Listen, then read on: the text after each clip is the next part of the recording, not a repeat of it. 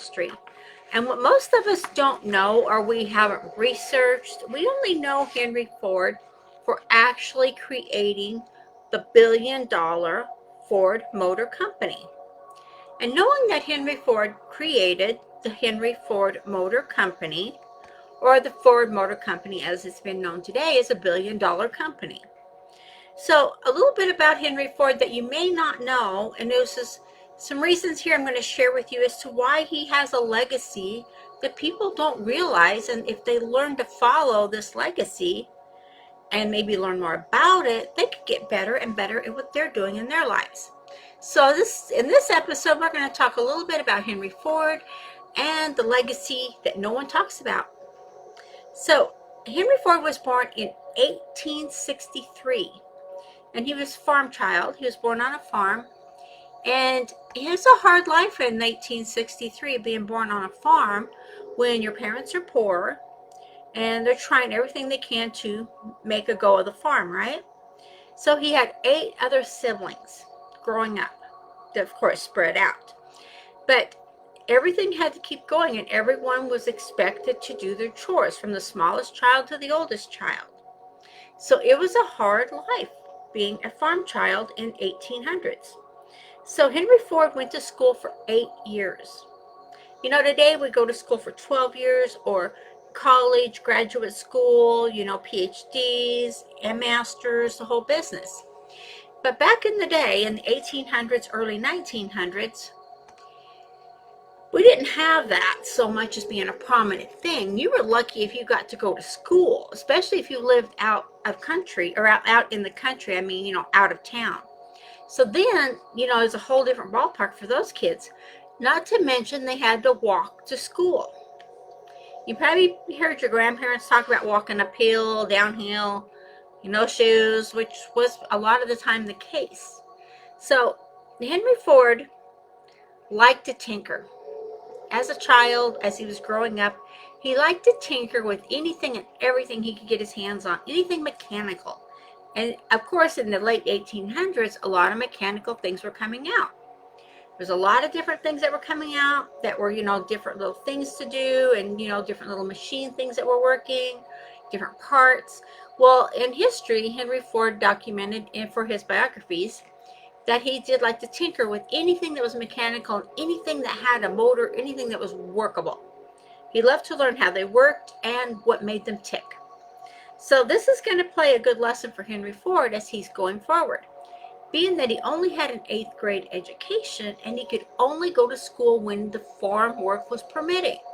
So back in the day, not like today, like we do, but our kids go to school regardless because they always have to go to school. Well, back in the day, they did not. Back in the day, if there was farm work to be done, or plowing, or if the harvest had to be brought in, or whatever it was, the kids were not in school. They had that period of time off to help on the farm. So knowing that he only had the 8th grade education, keep that in mind. And I don't mean like in today's education. We're talking bare bones, learn to read and write and count education. Very little history, no civics, and all these other things that we take for granted, they did not have back then. Of course, they learned grammar because they learned to speak properly, but not that they all did. You might have heard your grandparents talking, and it's like, where'd you learn to talk, Grandma? Right? So, but knowing now, today, in our day and age, that Henry Ford is the founder of the Ford Motor Company.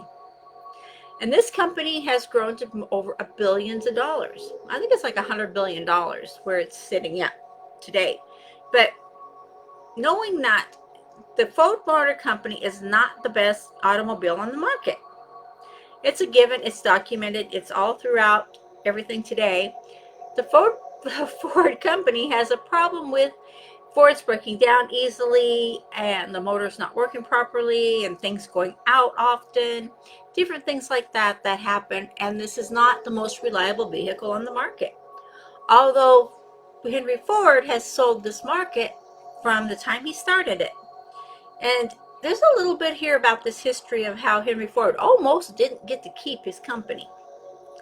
So knowing that this machine, this vehicle, car, truck, whatever it is not the best car on the market, they still sell billions of dollars worth every year.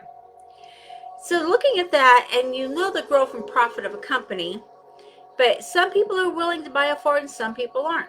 It just depends on your preference and what you like. No judgment. But the Ford company, back in the day, I believe it was in the early 1900s when this all came about, is a growing company, and it's sprouting its wings, and it's getting more and more and more cars out on the road. It's past the Model T, and they've made some momentum. Well, several people, upstanding people evidently, in the Ford Motor Company at the time, decided that Henry Ford was not an educated man. They were all more educated than he was. And that he was incompetent to run such a at the time, multi-million dollar company. That he was not competent enough to run this company, even though, keep in mind, he started this company. He worked on the sales floor. He worked on the production line. Henry Ford started the actual production line in the world. He created the first production line to market anything. We use production lines for everything now. But Henry Ford started the production line. So, but the point here is, backing up a second, is these people, these men in the company, decided that they really know everything else about how to make these cars, how to make these trucks, but Henry Ford did not know because he did not have the education. So, and he was asked, they went to court, and he was asked for a statement. When he made his statement to the judge and to the jury, he was asked, are you qualified? What qualifies you, I believe were the words spoken, what qualifies you to be the CEO of Ford Motor Company? Number one, his reply was, I created the Ford Motor Company. It's my company. And as far as knowledge, no, I do not have the schooling that my associates have. No, I do not have the education that my associates have. And he was asked the question, okay, then what makes you qualified to run such a high-end company? And he said, well, when I want to know something, I call one of the gentlemen in, the man in, that I hire, that knows this, that can tell me what's going on with this. How are we progressing with this? How's that going? What's happening? They can tell me this. And he said, okay. And Henry Ford stepped in around that time and said, you know what? Make this simple. I realized at an early age that I wasn't going to know everything I had to know about everything in the world. But was that going to stop me from becoming who I wanted to be? See, he had a dream. He had a vision of what he wanted for his life. And his vision was to create and build automobiles, which he did a fabulous job of succeeding at. So what he did was he talked to the judge, he talked to the jury, talked to everybody there, and said, you know what? I hire and surround myself with all the people who know how to do what I want done.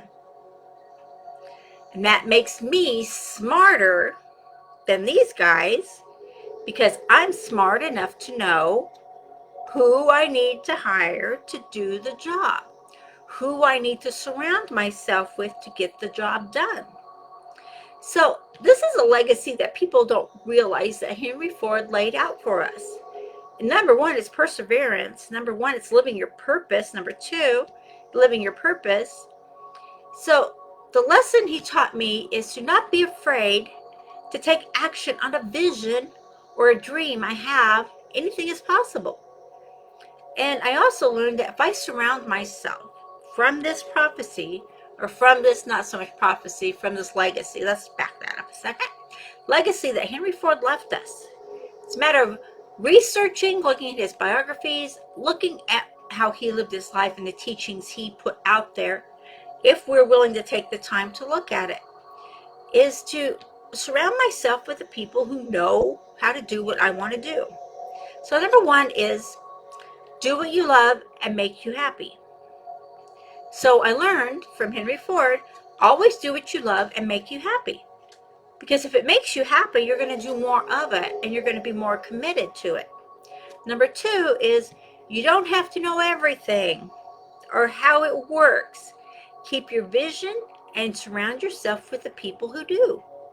If you surround yourself with the people who are already doing what you want to do, or maybe you're surrounding yourself with the people who know how to create what you want to create, then you learn from what they're doing and they can teach you if you are so choosing to learn that.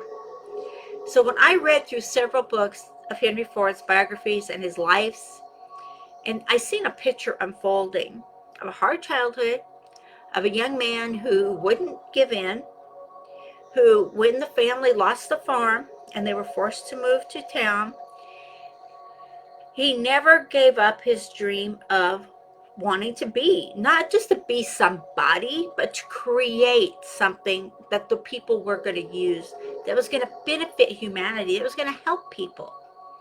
So when I learned and I read more and more and I studied more and more on what he was learning and what he was doing throughout his life, and he passed away, I believe, in 1947. And he was 83 years old, if I'm not mistaken. I might have that wrong. So it might be 83 or 86. I'm thinking it was 83. I don't remember quite that yet. So, but I learned from the skills it takes to do things. And when you learn these skills, you can also benefit more if you surround yourself with the people who have the skills, even though you have skills, who have the skills that you don't have, and you have a dream of what you want to create, then by all means, why let not knowing something hold you back? I love to learn things, and I love quantum physics and quantum mechanics. I'm all about that because it's energy, like attracts like. Whatever we think, whatever we feel, we project out there comes back to us. No matter what, it always happens that way. So what I learned from Henry Ford was those few simple steps. You know, do what you love and make you happy. And you don't have to know everything about everything. All you have to do is have the vision, the dream, and surround yourself with people who have the knowledge or the skills.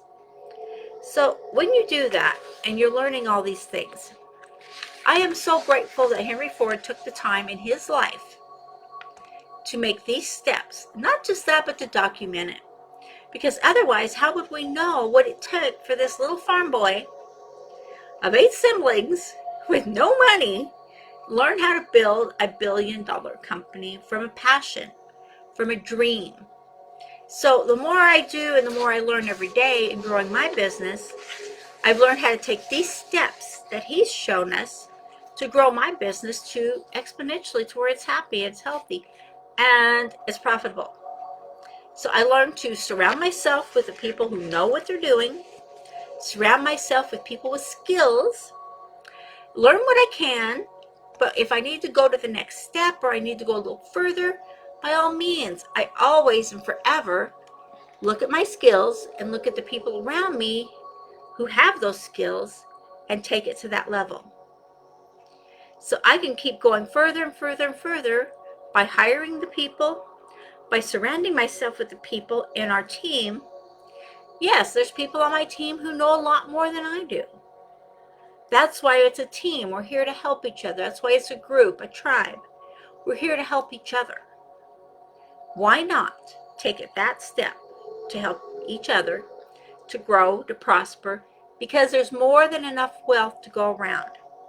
And just because you don't know every single thing about running your company does not mean anyone has the ability or the right to take it away from you.